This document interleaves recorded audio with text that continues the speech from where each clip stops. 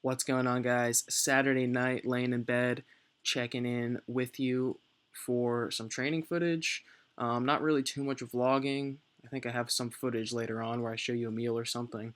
But yeah, my phone, I had some vlog footage on my phone, but it was just really giving me a hard time getting it into iMovie. I was just fooling around with it for about 40 minutes and it's just not cooperating. So this video will be two different workouts and a little bit of meal footage, just a tiny bit. So not too long of a video, but as you see by the change of scenery in the gym here, I am home. I came home yesterday on Friday, and I do like coming home a lot.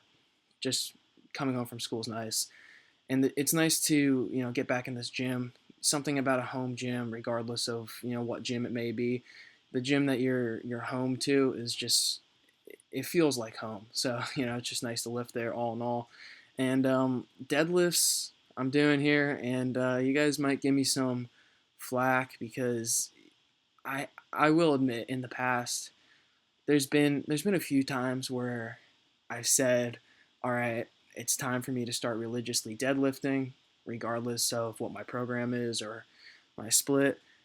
And I did stick with it. I stuck with it for a little while, and then for whatever reason, I think my split just kind of took a left turn, and I started doing new things, and I put deadlifts on the back burner again, which was just kind of stupid because one of my main goals and something that I'm probably making my first primary goal now is to bring up my hamstring. So I'm pretty much making it my all-out like obsession goal to just get big hamstrings because it's the one body part that I really feel like I don't have that I could have if I trained it better.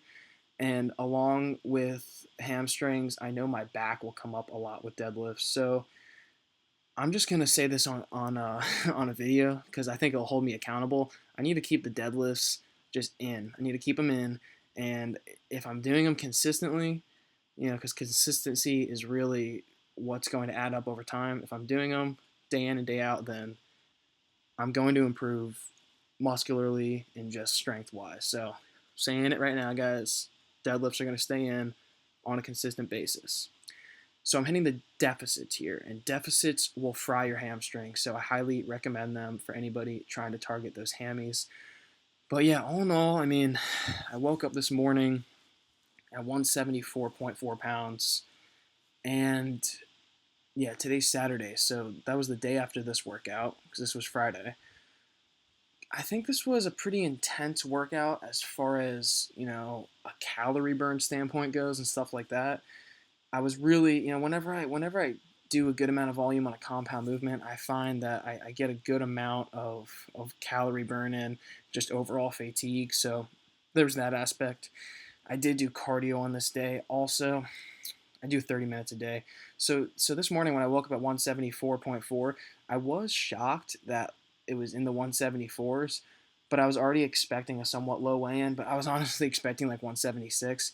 The fact that I was 174.4 was just, I had to have at least been slightly dehydrated, but that's pretty much the updates as far as my body weight, as far as my workouts go. As you see, squatting after deadlifting, my strength is really a lot less, but pretty depleted at this point in the week, guys, to be completely honest. So looking forward to that refeed tomorrow, and I will sure as hell have some footage for tomorrow's little or maybe large calorie adventure.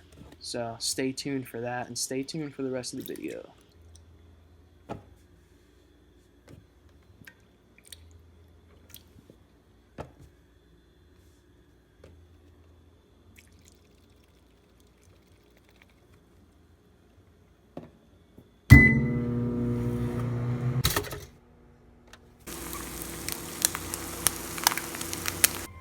Alright guys, meal one is underway.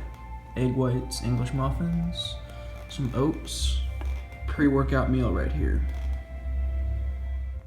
So as you saw in that pre-workout meal, I basically took the carbs that I would normally have in my post-workout shake, and I had them in addition to my pre-workout carbs with my pre-workout meal.